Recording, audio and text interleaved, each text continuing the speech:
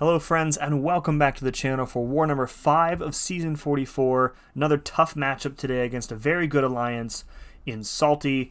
And team today going in with Void, Absorbing Man, and Galan making an appearance. Haven't seen him, I don't think, in a few seasons. So we're starting off today on path number 3. We have a Venom here on node 3, and this is going to be our Galan fight. So the idea here is that if Venom gets an armor up buff, then he will trigger stuff from the node, so we kind of need to be prepared for it. And when it comes to Galan, we actually want Venom to trigger an armor up because it's going to speed our ramp up quite considerably because he's immune to all of the stuff that the node does. So he does get an armor buff luckily, so we're going to be ramping up very quickly here, as every time we hit into him we'll gain additional planetary mass.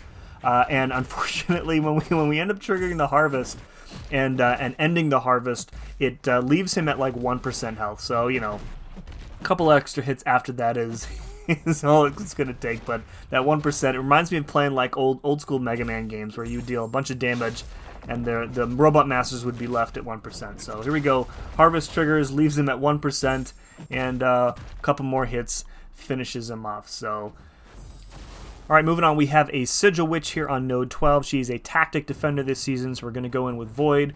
Nothing going on with the nodes here. She doesn't have access to an armor up. I think this is just a path split, since you need a cosmic attacker for the previous fight.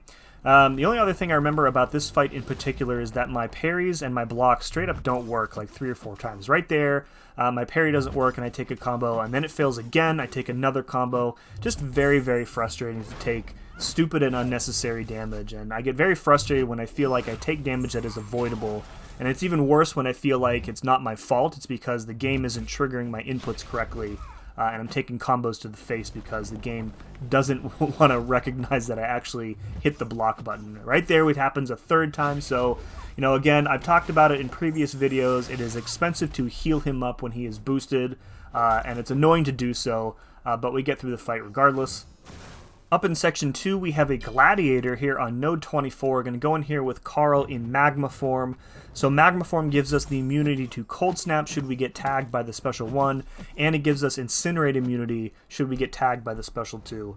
Another reason that Carl is so good for this fight in particular is that he will automatically reduce the duration of Gladiator's Unstoppable buff that he gets from that special 1. So we want to push him to the special 2 if we can, because there is no Unstoppable there, but should he throw that special 1, we can kind of keep the flow of the fight going and not have to worry about just backing off here. So you're going to see he's triggering Unstoppable, and then it goes away almost immediately. So I was almost going to just go in this fight with Void and sub Carl out for like Killmonger for some extra regen, but the Unstoppable buff duration reduction is really, really clutch in this fight, and we get through it with absolutely no problem because Carl is mega OP.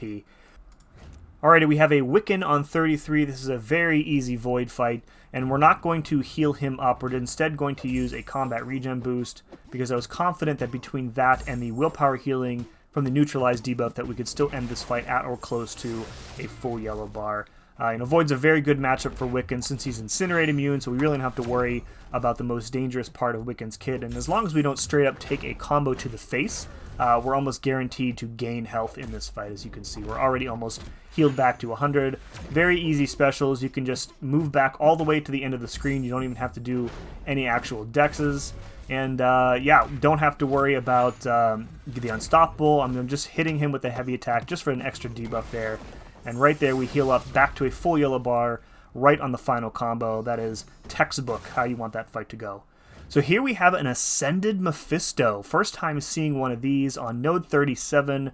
So this is interesting because the Resistance is Feudal node will trigger whenever Void is immune to the aura of incineration. So we do have to be very cautious here and actually back off whenever the aura triggers. Otherwise, we're going to be constantly giving him additional power gain passives here. So I think we have pretty bad luck here with Petrifies in this fight. So I have to play pretty conservative for a decent portion of the fight here. Not really worried about personal space. Right there, I take a special 1. I think I tried to dex out of it and let go of my block, so that was definitely on me. The Withers are helping a little bit here, but again, we don't really want to stay close enough to him to trigger that aura and trigger additional power gains. So I think we have, all right, so the Petrifies were the last 2 debuffs, so really the worst luck possible. Now we have cut the power gain by half, so I'm starting to get a little bit more aggressive here and hitting into him a bit more frequently, and then we know that the special one there is going to trigger the final Petrify, and now the fight is on lockdown. He's not going to be able to gain any power, and we can safely be as aggressive as we want here. Love using the Hulk Relic with Void, by the way. Somebody asked me why the other day, and it's because it triggers an additional debuff on the defenders, so that's why I use that. Last fight of the war is one of the most annoying fights on the map. We have a Mephisto here on 49 with Stunning Reflection and Polka Dot Power, so we're using an advanced power boost just to get our special attack off because we won't have access to any of our specials for the rest of the fight here, so we want to get debuffs up early and as often as possible. Also can't parry, of course, because of Stunning Reflection, so we have to bait out heavies and try and push him only to his special 1, and that's because of Brute Force. If we push him to his special 2, and then there's a good chance that we're going to be missing our attacks, and then either get punished, or we have to back off and risk triggering the Brute Force node. So, Mysterio also a tactic defender, so we do have to try and keep a slow debuff on him. So you're seeing me try and heavy counter his special 1s at some points. We are safely punishing the special 1 because we are going to be immune to the damage reflection, which is good. Other than that, it's just kind of sticking with it here. We're taking a ton of brute force damage. I think at the end of the fight we end up taking a third overall of our health in just brute force. So trying again not to push him to the special 2 and just keeping him below 2 bars of power. Getting this special 1 out of him proved difficult. And we're just waiting for him to do literally anything but stand there and throw heavies. Again, Mysterio's AI, very frustrating here, but thankfully the fight is over from all the degen. And one more combo or 2, and he's going to drop. So very annoying, very difficult fight, but we got through it. We unfortunately did not win this war. This was one of the most frustrating losses I think I've ever had in SSX. So we were ahead late. I think we had fewer than 10 fights left, and we were ahead 4-3, and we gave up a very avoidable death on the boss, and then we ended up losing on time. So that one stung quite a bit. 6 kills for me, 0 deaths. Our record falls to 3-2, so kind of wasting that really, really good start that we had to the season.